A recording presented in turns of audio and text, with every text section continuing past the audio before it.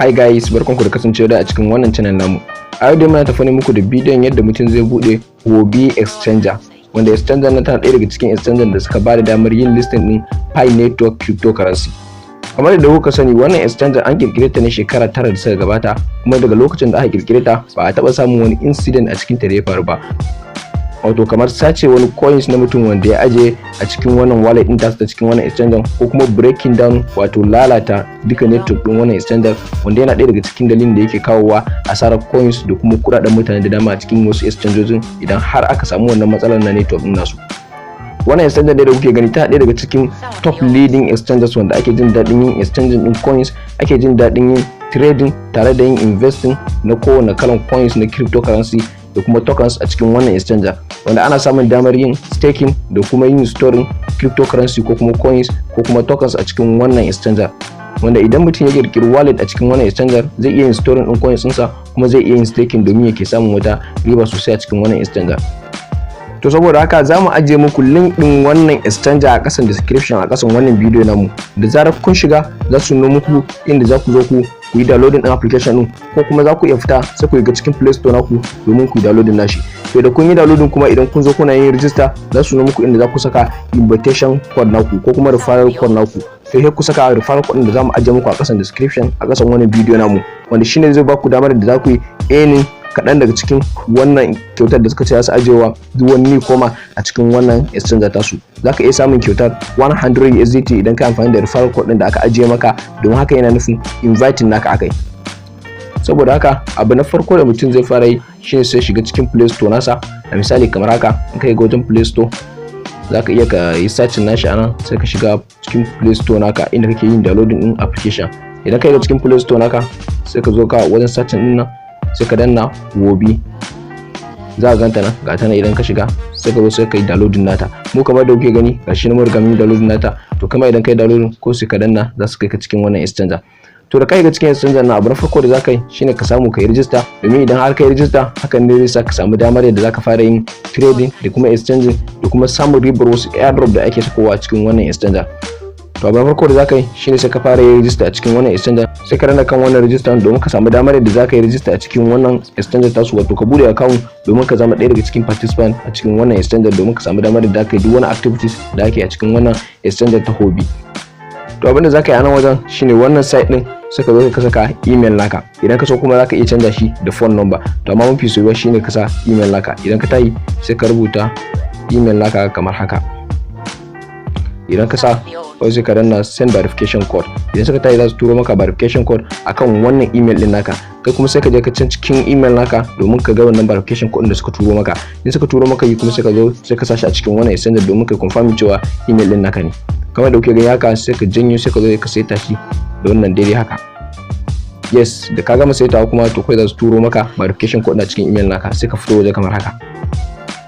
Sai ka shigo, in kai ga cikin email naka sai ka duba wani email ne ka register da shi. Idan ka samu email da ka register da shi din, a misali kamar haka, mu ga email din namu ga sunan ga baki ɗayan su. Idan ka zo sai ka duba wani email ne to da ka register da shi.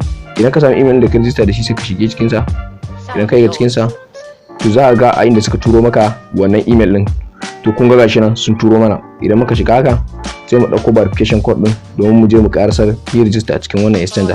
In ka copy nashi kamar haka sai ka koma cikin wannan exchange. Idan ka koma sai ka zo sai ka paste nashi kamar yadda ka dauko shi. Idan kai haka kawai za su yi maka register a ciki. Ya zabin da ya rage maka kawai sai ka saka password naka.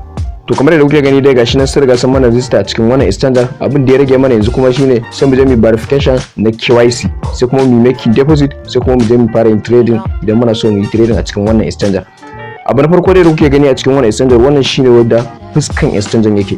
Gashi nan wannan kuma shine ɗaya daga cikin daily price namu da suke bamu, wato kamar a ce kyauta na yin register da kai a cikin wannan exchange tasu. Kamar da kuke gani gashi nan wannan sune content din da suke cikin wannan exchange, wanda suke farkon fuskar home nata kenan. Shine ga sanan wajen P2P da referral, da wajen Huobi N, da wajen copy trading, da wajen Ethereum 2.0 staking da dai sauransu, da kuma inda zaka zo har ka yi referral din wani. Wannan kuma da kuke gani shine wajen inda zaka ke samun wasu kyaututtuka for beginners, wanda ya kasance kamar misali a ce kai ni koma, wato sabon zuwa kenan a cikin wannan exchange, to ga kyaututtuka nan da zaka iya samu. Idan kai depositing ka kai reaching din, wato ka kai matakin da ake so mutum ya kai na deposit depositing zaka iya samun kyautar 1000 USDT. Wannan kuma shine wajen inda ake samun wasu gasussuka, wato kamar gasa da ake a cikin wannan exchange domin a samu kyauta da yawa. Wannan kuma sune kaɗan daga cikin coins ɗin da aka sako maka a fuskar, wanda ba sai ka je wajen market ba ko ba ka je wajen neman su ba, za ka ga yadda kaso su take tafiya. Wannan sune coins ɗin za ka iya janyowa kamar haka, za ka gan su nan ga su nan. Akwai gainers, akwai new wato sabbin coins da aka sako, akwai losers wanda suka rasa farashi yau sosai suka ɗan fari, da kuma gainers wanda kuma suka samu farashin sai tashi yau. Wannan kuma shine wajen Huobi a misali kamar wajen da zaka zo ka yi investing ko kuma wajen da zaka yi staking. Wannan kuma shine wajen duk wani news da kake so ka ji akan kowanne kalan coins ko kuma akan tsare-tsaren cryptocurrency, to shine wannan. To abu na gaba kuma a cikin wannan exchange shine wajen market. Nan wannan da kuke gani shine wajen market. Wajen market kuma a nan ne zaka zo ka ga yadda kaso kowanne coins take tafiya. Abin da ake nufi da market kuma, kasuwar da ake nufi kuma shine inda zaka zo ka ga yadda coins farashin shi ya tashi da kuma yadda farashin shi ya sauka. Kowanne coins da kake so ka gani yaya kasuwarsa take, a yau kasuwarsa ta tashi ne ko kuma kasuwar ta faɗi ne, ya kamata in siye shi ne bai kamata in siye shi ba, to shine amfanin market, inda zaka zo ka ga yadda kasuwar kowanne coins take tafiya. Market din kuma kashi guda biyu ce, akwai wajen spot trading, akwai wajen future trading. Wannan shine wajen bangaren spot trading, shine wannan na saman nan, shine wajen spot trading. Wannan kuma shine wajen future trading. Wannan wajen spot trading din kuma ga sana akwai coins da suke karkashin USDT, akwai coins da suke karkashin BTC da Ethereum da HD da TRS da kuma fiat currency, wato kudin kowace kasa. Wajen future trading ma haka ne, shi kuma akwai wajen USDT YAM, akwai wajen coin YAM. Ga sanan kowanne coins ga sanan za a gani ga yadda tsarin sa yake akan future trading, ga yadda tsarin shi yake a wajen spot trading. To abu na gaba kuma shine nan wajen trade. Wajen trade din nan kuma shine inda zaka zo ka kai trading, wato idan kana so ka sai coins bayan ka zo ka duba shi a kasuwa ka ga yadda yake, to idan kana so kai trading din sa shine sai ka shigo wajen trade, wato in kana so ka siye shi ko kuma bayan ka siya kana so ka sayar da shi sai ka zo ka wajen trade din nan. To saboda mu sabon budewa ne kamar da muka bude muku kuka gani, akwai wasu matakai guda 4 wanda ya kamata mutum sai ya rice nasu tukunna zai samu damar yadda zai fara yin trading ko kuma zai fara yin sell ko kuma buy a cikin wannan exchange. Na farko shine sign up, mu kuma mun riga mun sign up. Na biyu shine buy crypto using fiat money, wato ka sayi wani coins da kuma wani kudin ka na fiat. Kudin fiat kuma sune kamar USDT wato dala, wajen kamar euro wato kamar kuma naira da dai sauransu. Na uku kuma shine transfer, wato bayan ka tura wannan fiat kudin nan naka an turo maka crypto asset kenan, to shine transfer ya riga yi. Na hudu kuma shine sai ka zo sai kai trading. Kamar haka dama sun na wannan ne domin mutum ya kiyaye ko kuma kafin ya fara trading ya san cewa sai ya cika wannan matakan kenan. To gashi na kamar da kuke gani, wannan shine wajen siyan coins. Wannan shine coins na Bitcoin. Gashi na Bitcoin per USDT. Idan kana so ka sai Bitcoin tare da USDT shine wannan. Idan kuma kana so ka gunta coins din yaya suke, shine sai ka danna nan wajen. Idan ka danna nan wajen shine za ka ga duk wani guntayen coins ga suna. Idan ka janyo haka za ka gansu ga suna USDT, in ka ja za ka gansu nan ga suna. In kana so ka sayi wani karkashin Ethereum ne ko BTC ga suna coins kowane kala kake so za ka iya siyan sa a cikin wannan exchange. Kafin ka siya din kuma sai ka zo ka shiga wajen fiat din nan. Wajen fiat din nan kuma shine inda zaka zo ka tura kudin ka na kasan ka, wato daga bankin ka, shi kuma can sai turo maka USDT ko kuma BTC da kake so ka siya. Wannan hanya ce mai sauki wanda zamu zo mu nuna muku a bidiyo namu na gaba. Wannan suma su ne matakan da ya kamata ka bi domin gane yadda zaka zo ku yi P2P, pay to pay exchange kenan tsakanin kai da mutum. Sai ka danna deposit na din nan ko kuma ka danna cancel din nan. To gashi nan wannan shine ka zo ka wajen fiat din nan. A nan ne zaka zo sai ka sai duk wani kana abu da kake so ka siya. Euro ne kana so ka siya ne da TRY, kana so ka siya da USDT ne ko kuma da kudin kasan ka. To abu na gaba kuma a cikin wannan exchange shine wajen features. Wajen feature din nan kuma shine kamar da muka nuna muku wani dazu wajen feature trading. Shi ma kamar yadda spot trading yake, amma shi feature trading yana da risky wanda sai mutum ya fahimci yaya yake tukun zai samu damar yadda zai fara yin trading nasa. Kafin ka fara trading a feature trading ya kamata a ce sai ka kwarance wajen yin trading a wajen spot trading.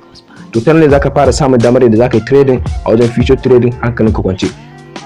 To abu na gaba kuma shine sai wajen asset. Wajen asset kuma shine inda zaka zo ka tar da duk wani coins naka da ka siya da kake holding nasa, ko kuma coins naka da ka siya da kaje kai staking nasa, ko kuma coins da kaje kai investing akai. To duk anan wajen asset din ne zaka zo ka gani. Asset din yana nufin kamar wajen wallet naka kenan. Shine inda zaka zo ka ga wajen deposit da kuma wajen withdraw da kuma wajen transfer da kuma wajen asset history da kuma wajen cloud wallet. cloud wallet din nan ta bambanta da wannan fuskar wallet din nan. Cloud wallet tana nufin kamar irin su trust wallet ne, wanda su idan har ka mallake su to ko da an samu matsala a cikin irin wannan exchange to coins naka ko kudin ka wanda yake cikin cloud wallet din nan ba abin da zai same sa. Bugu da ƙari kuma sai wajen mi din nan. Wajen mi din nan kuma shine inda zaka zo ka ga duk wani tsare-tsare da yake fuskar wajen registration naka. Da kai register akwai buƙatar a ce ka je kai verifying din phone number naka, akwai buƙatar a ce ka je kai verifying din email naka, akwai kuma buƙatar ka je ka bude KYC, wato ka je ka yi register domin a bude maka KYC naka.